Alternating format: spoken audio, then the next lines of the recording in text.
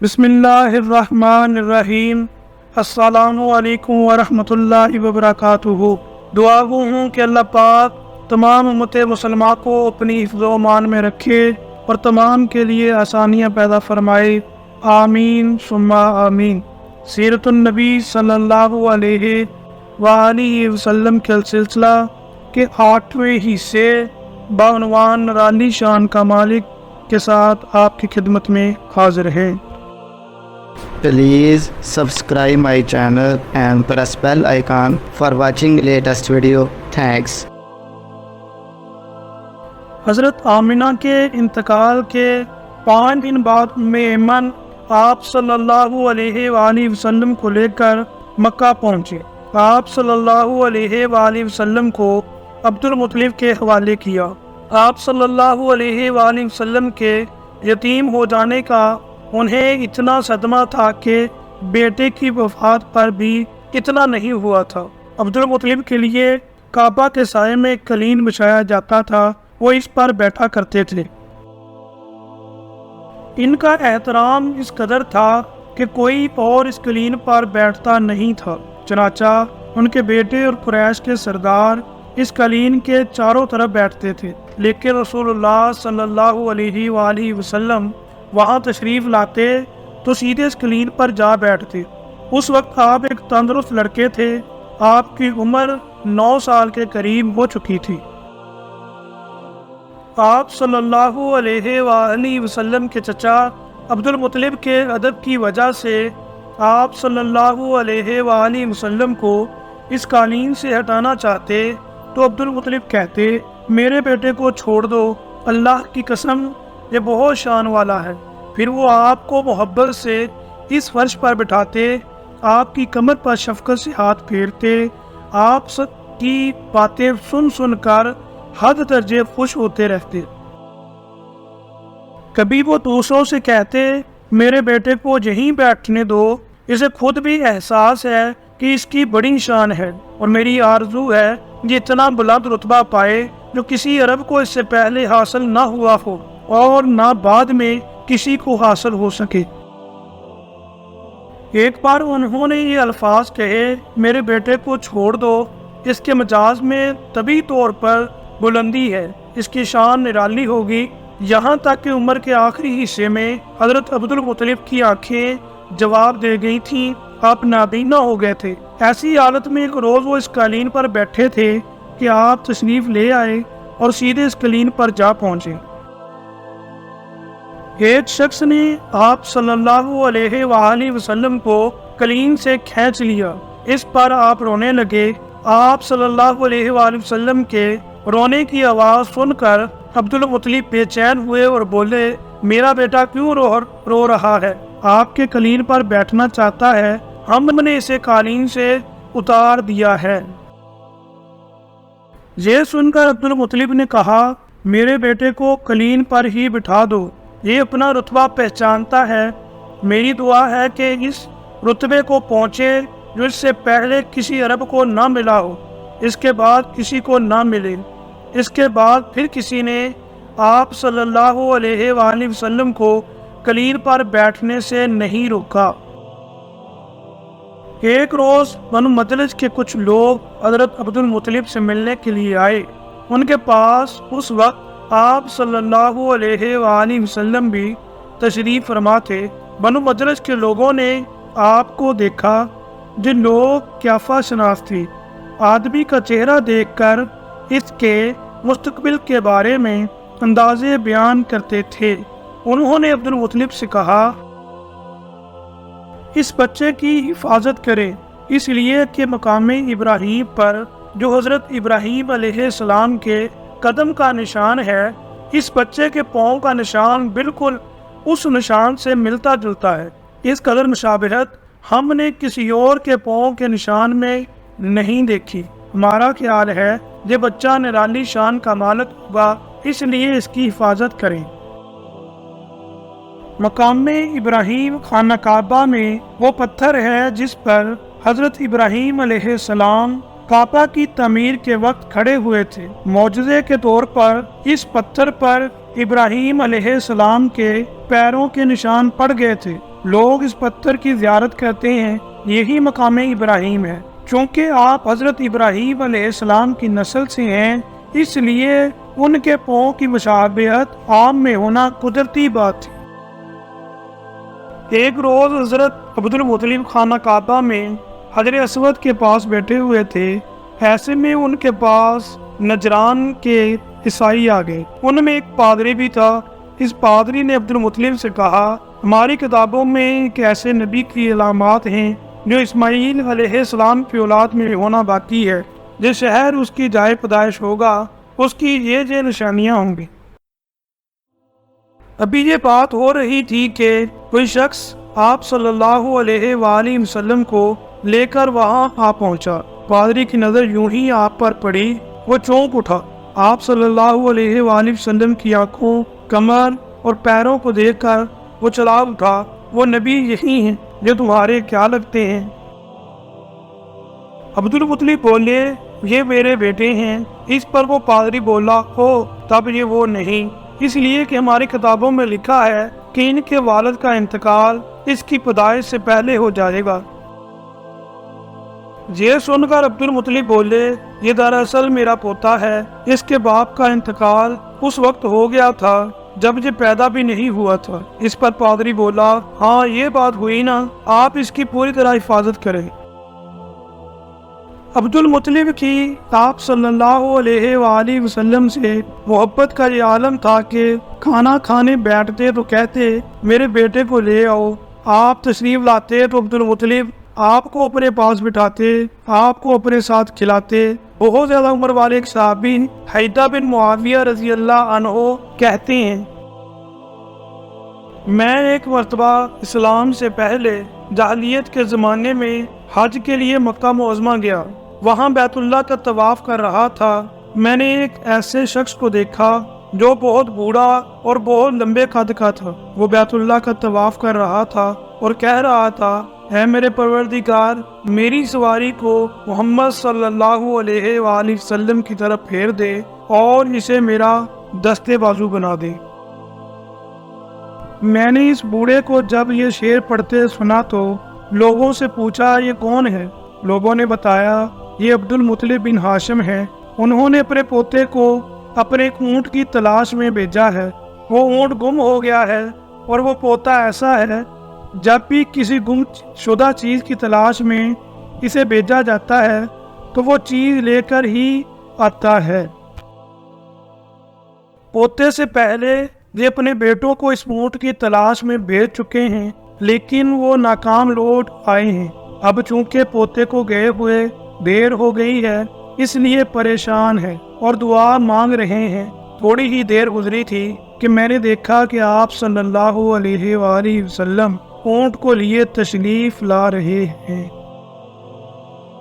عبد المطلب نے آپ کو دیکھ کر کہا، میرے بیٹے، میں تمہارے لیے اس قدر فکر مند ہو گیا تھا کہ شاید اس کا اثر کبھی میرے دل سے نہ جائے۔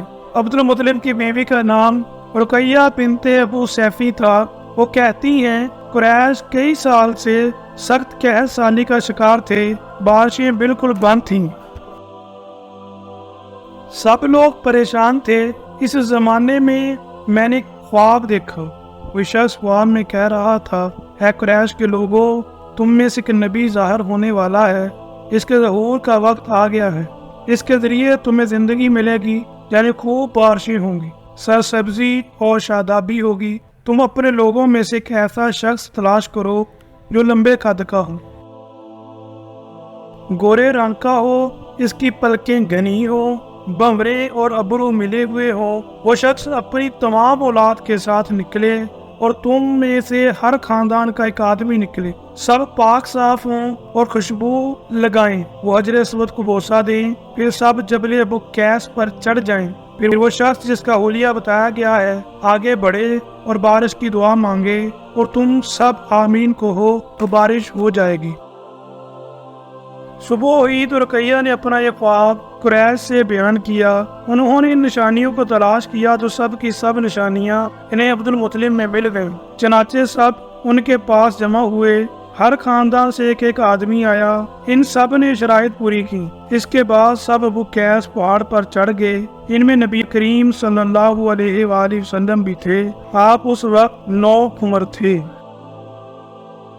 پھر عبد المطلب آگے بڑھے اور انہوں نے یوں دعا کی، اے اللہ، جو سب تیرے غلام ہیں اور تیرے غلاموں کی اولاد ہے، تیری باندیاں ہیں اور تیری باندیوں کی اولاد ہے، ہم پر جو برا وقت آ پڑا ہے تو دیکھ رہا ہے۔ ہم مسلسل قحط سالی کا شکار ہیں۔ اب اونٹ، گائیں، گھوڑے، کچر اور گدھے سب کچھ ختم ہو چکے ہیں اور جانوروں پر بن آئی ہے۔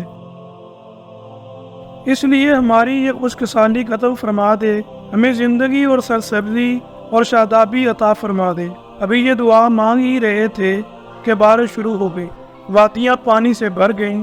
لیکن اس بارش میں بہت عجیب بات ہوئی، اور وہ یہ تھی کہ قریش کو یہ سرابی ضرور حاصل ہوئی، مگر یہ بارش قبیلہ قیس اور قبیلہ مضر کی قریبی بستیوں میں بالکل نہ ہوئی۔ اب لوگ بہت حیران ہوئے کہ یہ کیا بات ہوئی۔ یہ قبیلے پر بارش اور آس پاس کے سب قبیلے بارش سے محروم۔ تمام قبیلوں کے سردار جمع ہوئے۔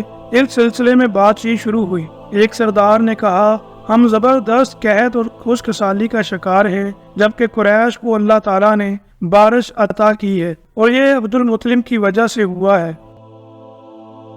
اس لیے ہم سب ان کے پاس چلتے ہیں، اگر وہ ہمارے لیے دعا کر دیں تو شاید اللہ ہمیں بھی بارش دے دے۔ یہ مشورہ سب کو پسند آیا۔ چنانچہ یہ لوگ مکہ معظمہ میں آئے اور عبد المطلب سے ملے، انہیں سلام کیا، پھر ان سے کہا،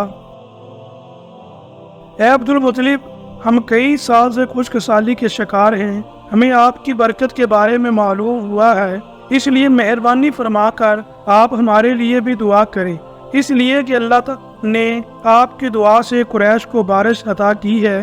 ان کی بات سن کر عبد المطلب نے کہا، اچھی بات ہے، میں کل میدان عرفات میں آپ لوگوں کے لیے بھی دعا کروں گا۔ دوسرے دن صبح سویرے عبد المطلب میدان عرفات کی طرف روانہ ہوئے۔ ان کے ساتھ دوسرے لوگوں کے علاوہ ان کے بیٹے اور اللہ کے رسول صلی اللہ علیہ وآلہ وسلم بھی تھے۔ عرفات کے میدان میں عبد المطلب کے لیے کرسی بچھائی گئی، وہ اس پر بیٹھ گئے۔ نبی کریم صلی اللہ علیہ وآلہ وسلم کو انہوں نے گود میں بٹھا لیا، پھر انہوں نے ہاتھ اٹھا کر یوں دعا کی، اے اللہ، چمکنے والی بجلی کے پروردگار اور کڑکنے والی گرج کے مالک، پالنے والوں کے پالنے والے اور مشکلات کو آسان کرنے والے، یہ قبیلہ قیس اور قبیلہ مضر کے لوگ ہیں، یہ بہت پریشان ہیں، ان کی کمریں جھک گئی ہیں، یہ تجھ سے اپنی لاچاری اور بے کسی کی فریاد کرتے ہیں اور جان و مال کی بربادی کی شکایت کرتے ہیں۔ پس اے اللہ، ان کے لیے خوب برسنے والے بادل بھیج دے اور آسمان سے ان کے لیے رحمت عطا فرما، تاکہ ان کی زمینیں سرسبز ہو جائیں اور ان کی تکالیف دور ہو جائیں۔ عبد المطلب ابھی یہ دعا کر ہی رہے تھے کہ ایک سیاہ بادل اٹھا، عبد المطلب کی طرف آیا، اور اس کے بعد اس کا رخ قبیلہ قیس اور بنو مضر کی بستیوں کی طرف ہو گیا۔ یہ دیکھ کر عبد المطلب نے کہا، اے گروہ قریش اور مضر، جاؤ، تمہیں سیرابی حاصل ہو گئی۔ چنانچہ یہ لوگ جب اپنی بستیوں میں پہنچے تو وہاں بارش شروع ہو چکی تھی۔ آپ صلی اللہ علیہ وآلہ وسلم 7 سال کے ہو چکے تھے کہ آپ کی آنکھیں دکھنے کو آ گئیں۔ مکہ میں آنکھوں کا علاج کرایا گیا لیکن افاقہ نہ ہوا۔ عبد المطلب سے کسی نے کہا، عکاظ کے بازار میں ایک راہب رہتا ہے، وہ آنکھوں کی تکالیف کا علاج کرتا ہے۔ عبد المطلب آپ کو اس کے پاس لے گئے۔ اس کی عبادت گاہ کا دروازہ بند تھا۔ انہوں نے اسے آواز دی، راہب نے کوئی جواب نہ دیا۔ اچانک عبادت گاہ میں شدید زلزلہ آیا۔ راہب ڈر گیا کہ کہیں عبادت خانہ اس کے اوپر نہ گر پڑے، اس لیے ایک دم باہر نکل آیا۔ اب اس نے آپ صلی اللہ علیہ وآلہ وسلم کو دیکھا تو چونک اٹھا۔ اس نے کہا، اے عبد المطلب، یہ لڑکا اس امت کا نبی ہے، اگر میں باہر نہ نکل آتا تو یہ عبادت گاہ ضرور مجھ پر گر پڑتی۔ اس لڑکے کو فوراً واپس لے جاؤ اور اس کی حفاظت کرو۔ کہیں یہودیوں یا عیسائیوں میں سے کوئی اسے قتل نہ کر دے۔ پھر اس نے کہا، اور رہی بات اس کی آنکھوں کی، تو آنکھوں کی دعا تو خود اس کے پاس موجود ہے۔ عبد المطلب یہ سن کر حیران ہوئے اور بولے، ان کے اپنے پاس ہے؟ میں سمجھا نہیں۔ ہاں، ان کا لعاب دہن اس کی آنکھوں میں لگائیں۔ انہوں نے ایسا ہی کیا، آنکھیں فوراً ٹھیک ہو گئی۔ پرانی آسمانی کتابوں میں آپ صلی اللہ علیہ وآلہ وسلم کی بہت سی نشانیاں لکھی ہوئی تھی۔ اس کی تفصیل بہت دلچسپ ہے۔ یمن میں قبیلہ امیر تھا، وہاں ایک شخص سیف بن جزن تھا۔ وہ سیف امیری کہلاتا تھا۔ کسی زمانے میں اس کے باپ دادا اس ملک پر حکومت کرتے تھے، لیکن پھر حبشیوں نے یمن پر حملہ کیا اور اس پر قبضہ کر لیا۔ وہاں حبشیوں کی حکومت ہو گئی۔ 70 سال تک یمن حبشیوں کے قبضے میں رہا۔ جب یہ سیف بڑا ہوا تو اس کے اندر اپنے باپ دادا کا ملک آزاد کرانے کی امنگ پیدا ہوئی۔ چنانچہ اس نے ایک فوج تیار کی۔ اس فوج کے ذریعے حبشیوں پر حملہ کیا اور انہیں یمن سے بھگا دیا۔ اس طرح وہ اپنے باپ دادا کے ملک کو آزاد کرانے میں کامیاب ہو گیا، وہاں کا بادشاہ بن گیا۔ یہ یمن عرب کا علاقہ تھا۔ جب اس پر حبشیوں نے قبضہ کیا تھا تو عربوں کو بہت افسوس ہوا۔ 70 سال بعد جب یمن کے لوگوں نے حبشیوں کو نکال باہر کیا تو عربوں کو بہت خوشی ہوئی۔ ان کی خوشی کی ایک وجہ تو یہ تھی کہ انہیں حبشیوں نے ابرہا کے ساتھ مکہ پر چڑھائی کی تھی۔ چاروں طرف سے عربوں کے وفد سیف کو مبارکباد دینے کے لیے آنے لگے۔ قریش کا بھی ایک وفد مبارک دینے کے لیے گیا۔ اس وفد کے سردار عبد المطلب تھے۔ یہ وفد جب یمن پہنچا تو سیف اپنے محل میں تھا۔ اس کے سر پر تاج تھا، سامنے تلوار رکھی تھی اور حمیری سردار اس کے دائیں بائیں بیٹھے تھے۔ سیف کو قریش کے وفد کی آمد کے بارے میں بتایا گیا۔ اسے یہ بھی بتایا گیا کہ یہ لوگ کس رتبے کے ہیں۔ اس نے ان لوگوں کو آنے کی اجازت دے دی۔ جب وفد دربار میں پہنچا، عبد المطلب آگے بڑھ کر اس کے سامنے جا کھڑے ہوئے۔ انہوں نے بات کرنے کی اجازت چاہی۔ سیف نے کہا، اگر تم بادشاہوں کے سامنے بولنے کے آداب سے واقف ہو تو ہماری طرف سے اجازت ہے۔ تب عبد المطلب نے کہا، اے بادشاہ، ہم کعبہ کے خادم ہیں، اللہ کے گھر کے محافظ ہیں، ہم آپ کو مبارکباد دینے آئے ہیں۔ یمن پر حبشی حکومت ہمارے لیے بھی بوجھ بنی ہوئی تھی۔ آپ کو مبارک ہو، آپ کے اس کارنامے سے آپ کے بزرگوں کو بھی عزت ملے گی اور آنے والی نسلوں کو بھی وقار حاصل ہوگا۔ سیف ان کے الفاظ سن کر بہت خوش ہوا، بے اختیار بول اٹھا، اے شخص، تم کون ہو؟ کیا نام ہے تمہارا؟ انہوں نے کہا، میرا نام عبد المطلب بن ہاشم ہے۔ سیف نے ہاشم کا نام سن کر کہا، تب تو تم ہماری بہن کے لڑکے ہو۔ عبد المطلب کی والدہ مدینے کے قبیلے خزرج کی تھی اور خزرج کا قبیلہ دراصل یمن کا تھا، اس لیے سیف نے ہاشم کا نام سن کر کہا، تب تو تم ہماری بہن کے لڑکے ہو۔ پھر اس نے کہا، ہم آپ سب کو خوش آمدید کہتے ہیں، آپ کے جذبات کی قدر کرتے ہیں۔ اس کے بعد قریش کے وفد کو سرکاری مہمان خانے میں ٹھہرا دیا گیا۔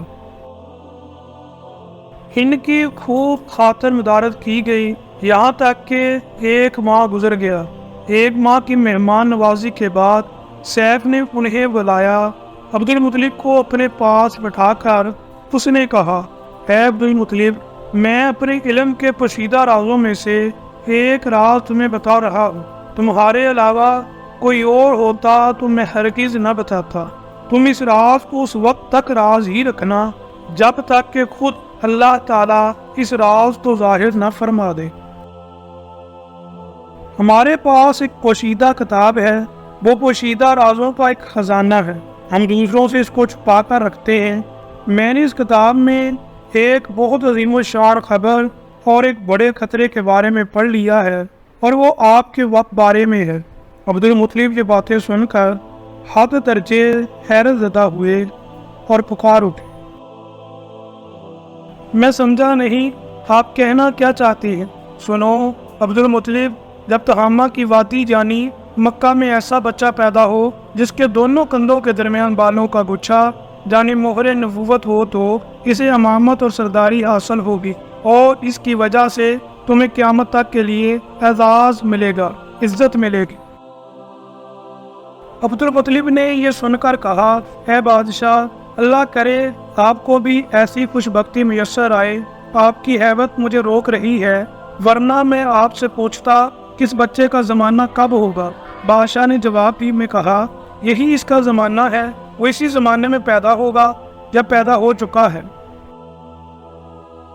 اس کا نام محمد صلی اللہ علیہ وآلہ وسلم ہوگا، اس کی والدہ کا انتقال ہو جائے گا، اس کے دادا اور چچا اس کی پرورش کریں گے، ہم بھی اس کے آرزو مند رہیں گے کہ وہ بچہ ہمارے ہاں پیدا ہو۔ اللہ تعالیٰ اسے کھلے عام ظاہر فرمائے گا اور اس کے لیے ہم میں سے یعنی مدینہ کے بند قبیلے خزرج میں اس نبی کے مددگار بنائے گا۔ ہم میں سے اس نے اس لیے کہا کہ خزرج اصل میں یمن کے لوگ تھے، ان کے ذریعے اس نبی کے خاندان اور قبیلے والوں کو عزت حاصل ہوگی اور ان کے ذریعے اس کے دشمنوں کو ذلت ملے گی، اور ان کے ذریعے وہ تمام لوگوں سے مقابلہ کرے گا اور ان کے ذریعے زمین کے اہم علاقے فتح ہو جائیں گے۔ وہ نبی رحمان کی عبادت کرے گا، شیطان کو دمکائے گا، آتش کدوں کو ٹھنڈا کرے گا یعنی آگ کے پجاریوں کو مٹائے گا، بتوں کو توڑ ڈالے گا۔ اس کی ہر بات آخری فرمان ہوگی، اس کے احکامات انصاف والے ہوں گے، وہ نیک کاموں کا حکم دے گا، خود بھی ان پر عمل کرے گا، برائیوں سے روکے گا، ان کو مٹا ڈالے گا۔ عبد المطلب نے سیب بن جزن کو دعا دی، پھر کہا کچھ اور تفسیر بیان کریں۔ بات ڈھکی چھپی ہے اور علامتیں پوشیدہ ہیں، مگر اے عبد المطلب اس میں شبہ نہیں کہ تم اس کے دادا ہو۔ عبد المطلب یہ سن کر فوراً سجدے میں گر گئے، اور پھر سیف نے ان سے کہا، اپنا سر اٹھاؤ، اپنی پیشانی اونچی کرو اور مجھے بتاؤ جو کچھ میں نے تم سے کہا ہے، کیا تم نے ان میں سے کوئی علامت اپنے ہاں دیکھی ہے؟ اس پر عبد المطلب نے کہا، ہاں میرا ایک بیٹا تھا، میں اسے بہت چاہتا تھا، میں نے ایک شریف اور معزز لڑکی آمنہ بنت وہب بن مناف سے اس کی شادی کر دی، وہ میری قوم کے انتہائی باعزت خاندان سے تھی، اس سے میرے بیٹے کے ہاں ایک لڑکا پیدا ہوا، میں نے اس کا نام محمد صلی اللہ علیہ وآلہ وسلم رکھا۔ اس بچے کا باپ اور ماں دونوں فوت ہو چکے ہیں، اب میں اور اس کا چچا ابو طالب اس کی دیکھ بھال کرتے ہیں۔ اب سیف نے ان سے کہا، میں نے تمہیں جو کچھ بتایا ہے وہ واقعہ اسی طرح ہے، اب تم اپنے پوتے کی حفاظت کرو، اسے یہودیوں سے بچائے رکھو، اس لیے کہ وہ اس کے دشمن ہیں۔ یہ اور بات ہے کہ اللہ تعالیٰ ہرگز ان لوگوں کو ان پر قابو نہیں پانے دے گا، اور میں نے جو کچھ آپ کو بتایا ہے اس کا اپنے قبیلے والوں سے ذکر نہ کرنا، مجھے ڈر ہے کہ ان باتوں کی وجہ سے ان لوگوں میں حسد اور جلن نہ پیدا ہو جائے۔ جو لوگ سوچ سکتے ہیں یہ عزت اور بلندی آخر انہیں کیوں ملنے والی ہے، جو لوگ ان کے راستے میں رکاوٹیں کھڑی کریں گے۔ اگر یہ لوگ اس وقت تک زندہ نہ رہے تو ان کی اولادیں یہ کام کریں گے۔ اگر مجھے یہ معلوم نہ ہوتا کہ اس نبی کے ظہور سے پہلے ہی موت مجھے آ لے گی تو میں اپنے اونٹوں اور قافلے کے ساتھ روانہ ہوتا اور ان کی سلطنت کے مرکز یثرب پہنچتا، کیونکہ میں اس کتاب میں یہ بات پاتا ہوں کہ شہر یثرب ان کی سلطنت کا مرکز ہوگا، ان کی طاقت کا سرشت چشمہ ہوگا، ان کی مدد اور نصرت کا ٹھکانہ ہوگا اور ان کی وفات کی جگہ ہوگی، اور انہیں دفن بھی یہیں کیا جائے گا، اور ہماری کتاب پچھلے علوم سے بری پڑی ہے۔ مجھے پتا ہے اگر میں اسی وقت ان کی عظمت کا اعلان کروں تو خود ان کے لیے اور میرے لیے خطرات پیدا ہو جائیں گے۔ جو ڈر نہ ہوتا تو میں اسی وقت ان کے بارے میں جو تمام باتیں سب کو بتا دیتا،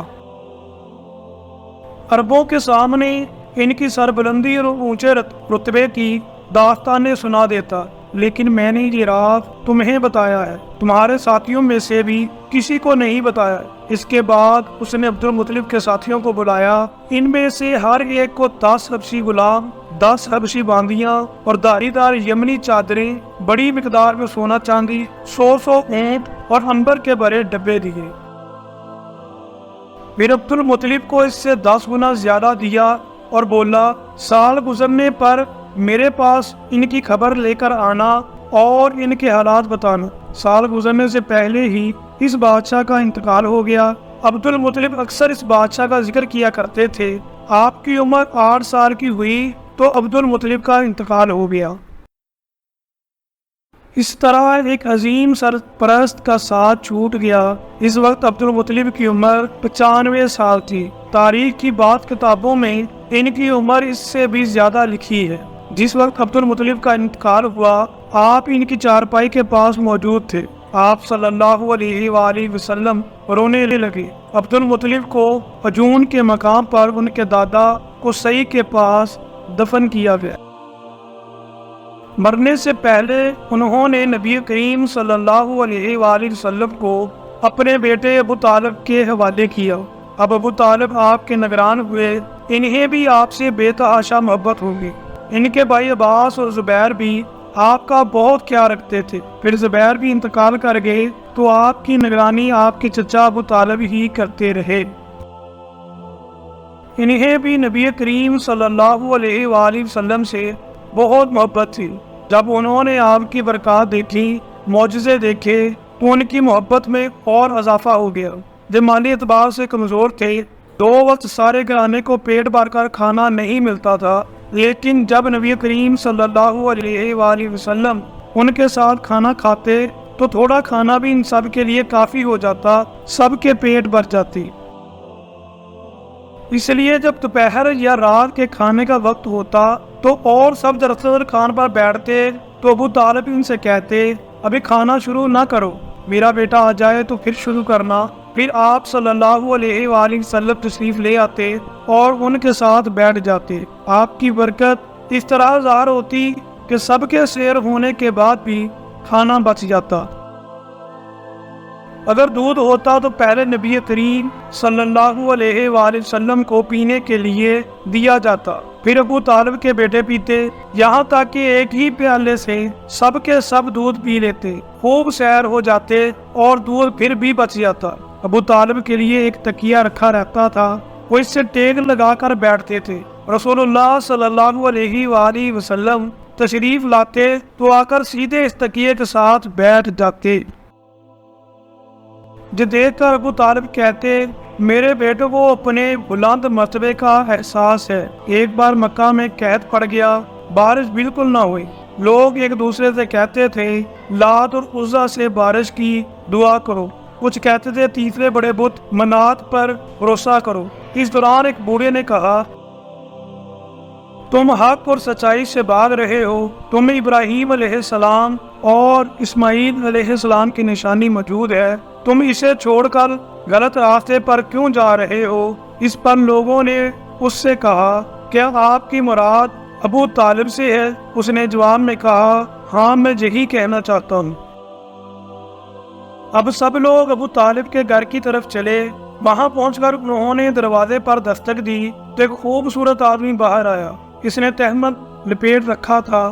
سب لوگ اس کی طرف بڑھے اور بولے، اے ابو طالب، وادی میں قحط پڑا ہے، بچے بھوکے مر رہے ہیں، اس لیے آؤ اور ہمارے لیے بارش کی دعا کرو۔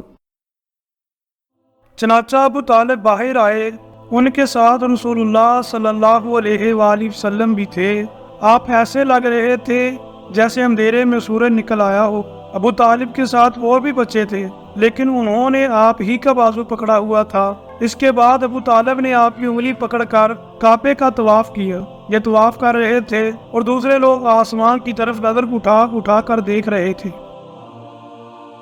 جہاں بادل کا ایک ٹکڑا بھی نہیں تھا، لیکن پھر اچانک ہر طرف سے بادل گر گر کر آنے لگے۔ اس قدر زوردار بارش ہوئی کہ شہر اور جنگل سیراب ہو گئے۔ ابو طالب ایک بار بالحجاز کے میلے میں گئے، جو جگہ عرفات سے تقریباً 8 کلومیٹر دور ہے۔ ان کے ساتھ رسول اللہ صلی اللہ علیہ وآلہ وسلم بھی تھے۔ ایسے میں ابو طالب کو پیاس محسوس ہوئی۔ انہوں نے آپ صلی اللہ علیہ وآلہ وسلم سے کہا، بھتیجے مجھے پیاس لگی ہے۔